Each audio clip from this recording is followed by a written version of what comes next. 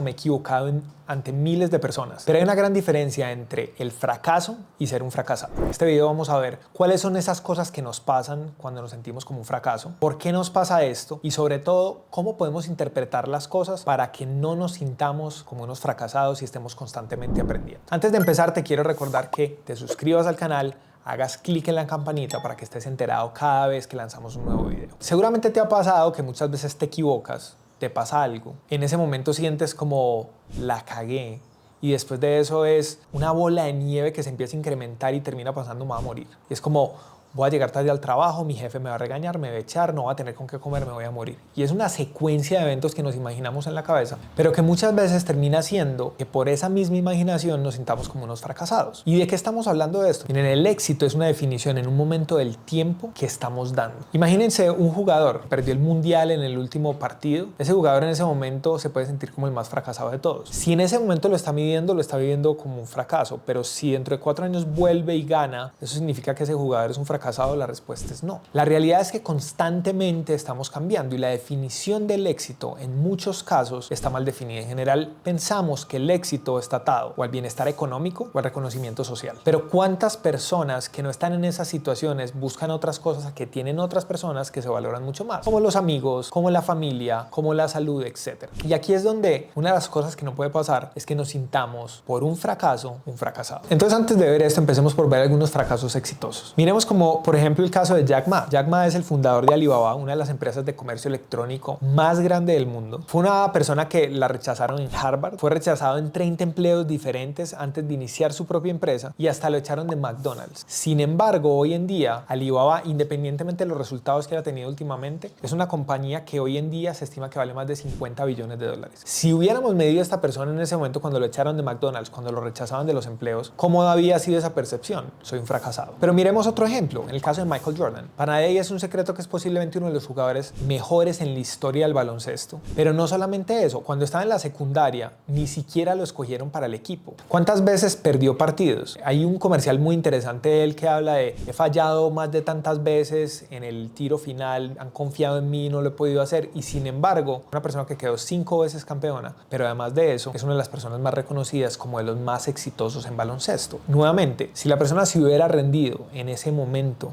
cuando no pasó a ese equipo, ¿qué era lo que hubiera pasado?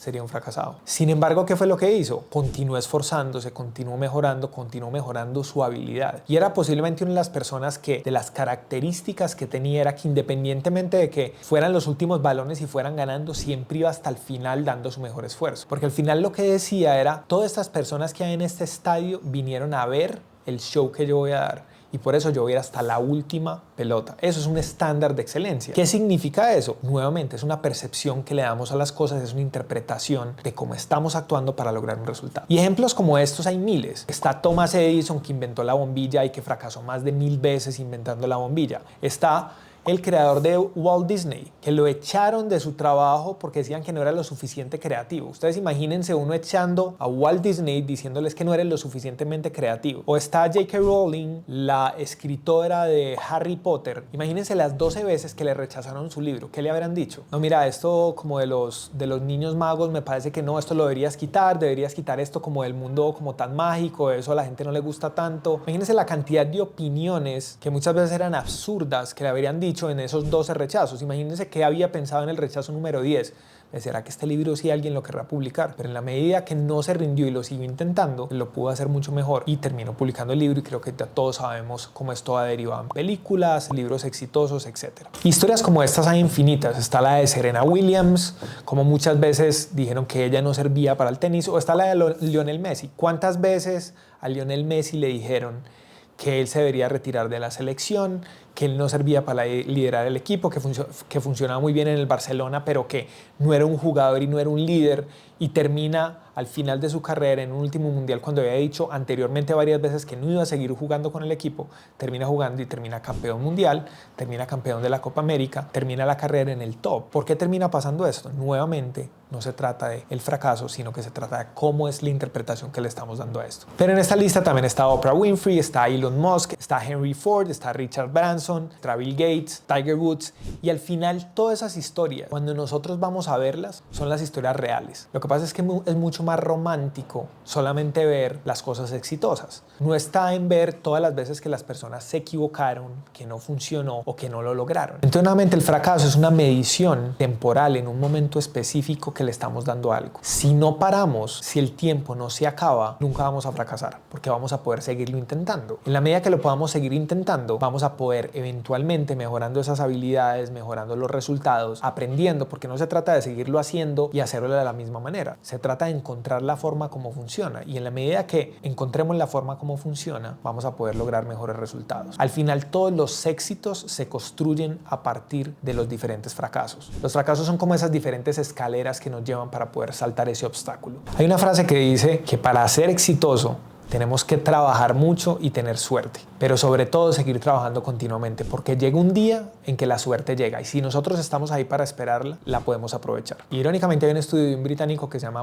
Richard Wiseman, donde habla que las personas que se sienten con suerte tienden a ser más exitosas y tienden a tener más suerte. Wiseman encontró que las personas más afortunadas tienden a creer que tienen más suerte, porque en la medida que creen que tienen más suerte, están más abiertos a probar más, a intentar más, pero además de eso a tener unas actitudes mucho más positivas y de experimentar y descubrir, que finalmente terminan logrando un mayor éxito. Pero por el contrario están las personas que tienden a pensar que no tienen tanta suerte, entonces tienden a ser mucho más ansiosas y no notar esas diferentes oportunidades y dejarlas pasar. Él documentó varios de estos elementos en este libro que se llama The Luck Factor. Pero entonces, ¿qué pasa cuando nos estamos sintiendo como un fracasado? Entonces aquí te voy a dar 3 tips para poder mejorar esto. Lo primero es entender cómo estás definiendo el fracaso, y es entender cuáles son las creencias y lo que piensas acerca de esto. Esto es un tema de reconocimiento social, es un tema de no lograr cosas que sabes que puedes lograr, es un tema de la definición de que tenías una expectativa y la realidad es otra completamente diferente. Entonces, en la medida que entendamos cómo interpretamos el fracaso, vamos a poder actuar ante esto. Entonces, lo primero es hacer como ese inventario de entender yo cómo entiendo el fracaso. Lo segundo, después de entender cuál es ese fracaso, es resignificarlo, ¿cierto? Y es darle un frame diferente a esto, un marco o un ángulo desde donde lo estoy viendo que sea completamente diferente. Si yo estoy viendo el fracaso como que no logré algo, es empezar a ver eso como una oportunidad de aprendizaje y entender e implantar esa creencia que puedes lograr lo que sea con el tiempo y esfuerzo. ¿Qué significa esto? Todas las habilidades y todos los aprendizajes se pueden desarrollar, pero solamente en la medida que lo repetimos y lo hacemos constantemente y vamos viendo qué funciona y qué no funciona. En la medida que le damos un nuevo significado a ese fracaso y vemos las oportunidades que hay detrás de ese fracaso, como entender, este no es el camino, voy a intentar otro camino. En la medida que podemos entender estas cosas, vamos a poder entender cuáles son las cosas que tenemos que hacer para que ese fracaso se vuelva la forma como construimos el éxito. Y la tercera es algo que yo menciono mucho en los videos, lo menciono mucho con mis equipos, y es ser consistente. Ser consistente se trata de todos los días, es estar haciendo ese esfuerzo y hacer ese esfuerzo con unos estándares claros. ¿Y a qué me refiero con unos estándares claros? Unos estándares de excelencia, unos estándares donde si este es el promedio de lo que estamos encontrando, yo cómo puedo hacer para que ese promedio sea mucho mejor.